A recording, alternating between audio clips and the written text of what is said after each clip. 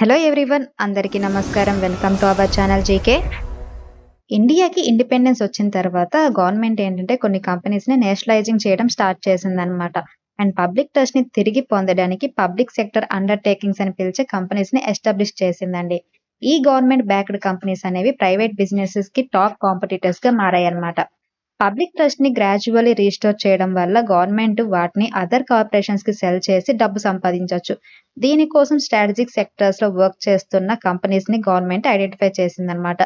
Company performance and eligibility criteria బట్టి వాటికి grades ఇవ్వడం జరుగుతుంది. సో ఈ రోజు ఈ వీడియోలో మనం నవరత్న కంపెనీస్ అండ్ వాటికి ఉన్న బెనిఫిట్స్ ఏంటో తెలుసుకుందాం. ముందుగా మనం నవరత్న అంటే ఏంటి, దానికి కావాల్సిన ఎలిజిబిలిటీ ఏం ఉండాలో తెలుసుకుందామండి. నవరత్న అనే company Indian government undertaking company means పిఎస్యుని ఇండికేట్ చేస్తుంది అనమాట. సాంస్క్రిట్ లో నవరత్న అనే పేరుకి అర్థం 9 jewels అండ్ ఇది పర్ఫెక్షన్ అండ్ డిస్టింక్షన్ ని రిప్రజెంట్ చేస్తుంది. ఒక కంపెనీని నవరత్న పిఎస్యుగా క్లాసిఫై చేయాలంటే ఒక కార్పొరేషన్ తప్పనిసరిగా department of public enterprises DPE ఏర్పాటు చేసిన స్పెసిఫిక్ రిక్వైర్మెంట్స్ అయితే మీట్ అవ్వాలండి. ఇందులో మెయిన్ గా profitability, net worth and market capitalisation అనేవి ఉంటాయి అన్నమాట. కంపెనీ కనీసం 3 ఏళ్ల పాటు మినీరత్న కేటగిరీ 1 గా ఉండాలి. Profitability, net worth and turnover and previous 3 years లో positive net worth, net profit, global presence or international operations లో కన్సిస్టెంట్ గా ట్రాక్ రికార్డ్ అనేది ఉండాలన్నమాట. అండ్ అలాగే గ్లోబల్ మార్కెట్ లో పోటీ పడే ability, good corporate governance and regulatory requirements కి అనుగుణంగా సాటిస్ఫాక్టరీ డిపిఈ రేటింగ్ కూడా ఉండాలి. నవరత్న స్టేటస్ ఉన్న కంపెనీస్ ఏంటంటే ఒక ప్రాజెక్ట్ లో 1000 కోట్లు లేదా వాటి నెట్ వాల్యూలో 15% వరకు ఇన్వెస్ట్ చేయొచ్చండి. అండ్ అదర్ ఆల్టర్నేటివ్ ఏంటంటే వాటి నెట్వర్త్ లో 30% వరకు కూడా ఇన్వెస్ట్ చేయొచ్చు, కానీ అది 1000 కోట్లకి మించి ఉండకూడదు అనమాట. కొన్ని కార్పొరేషన్స్ ఇండియన్ ఎకానమీలో ఇంపార్టెంట్ రోల్ అనేది ప్లే చేస్తూ ఉంటాయి, like energy, manufacturing, defence and infrastructure. ఈ సెక్టర్ లో ఉన్న కంపెనీస్ నేషనల్ డెవలప్మెంట్ అలాగే ఇండస్ట్రియల్ ప్రోగ్రెస్ కి కాంట్రిబ్యూట్ చేస్తాయి. మరి ఇండియన్ గవర్నమెంట్ ఈ కంపెనీస్ ని నవరత్న స్టేటస్ కింద ఎందుకు రికగ్నైజ్ చేస్తుందంటే ఒకసారి నవరత్న కంపెనీగా సర్టిఫై చేసిన తర్వాత ఈ కంపెనీకి tremendous operational and financial autonomy receive చేసుకుంటాయండి.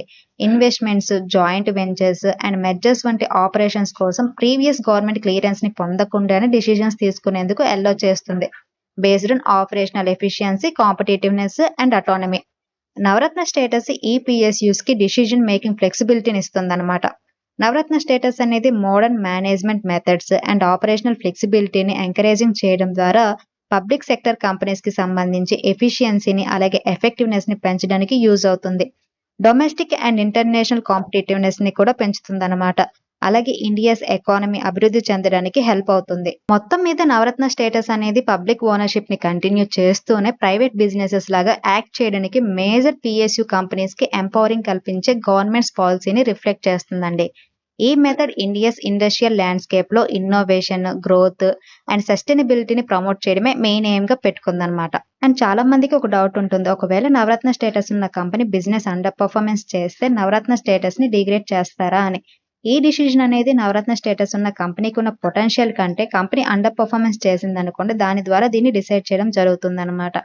ఈ స్టేటస్ ని కంటిన్యూ చేయడానికి కంపెనీ ఎప్పుడు కూడా financial performance, operational efficiency and corporate governance norms ని తప్పనిసరిగా అచీవ్ చేయాల్సి ఉంటుంది.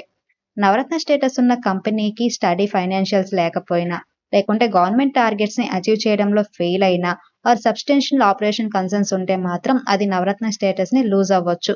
నవరత్న కంపెనీస్ పర్ఫార్మెన్స్ ని గవర్నమెంట్ రెగ్యులర్లీ చెక్ చేస్తుందండి. అండ్ యాక్సెప్టబుల్ స్టాండర్డ్స్ ని ఫుల్ఫిల్ చేయడంలో ఫెయిల్ అయితే వాటి స్టేటస్ ని క్యాన్సిల్ చేసే రైట్ అనేది గవర్నమెంట్ కి ఉంటుందన్నమాట.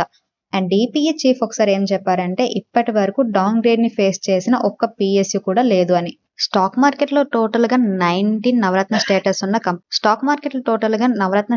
ఉన్న కంపెనీస్ 19 ఉన్నాయండి. అవేంటంటే engineers India limited, container corporation of India, తర్వాత Bharat electronics limited, Hindustan aeronautics, అలాగే Neyveli lignite corporation limited NLC India, Rashtriya Ispat Nigam limited RINL, Rashtriya chemical and fertilizers limited RCF, Mahanagar telephone Nigam limited MTNL, national buildings construction corporation limited NBCC, national aluminium corporation limited NALCO, national mineral development corporation limited NMDC, rail Vikas Nigam limited RVNL, shipping corporation of India limited SCI, ONGC విధిస్ limited, తర్వాత RITES limited, Ircon international limited, Indian railways energy development agency, national fertilizers limited, అలాగే housing and urban development corporation అండి. So ఇవండి Navratna status ఉన్న companies అన్నమాట. ఇదండి ఈ రోజు video. ఈ వీడియో కేవలం ఎడ్యుకేషన్ అండ్ ఇన్ఫర్మేషన్ పర్పస్ చేసింది. మీరు స్టాక్ మార్కెట్ లో ఇన్వెస్ట్ చేసే ముందు మీ ఫైనాన్షియల్ అడ్వైజర్ ని కన్సల్ట్ చేయడం మర్చిపోవద్దు. Thank you for watching. Have a good day.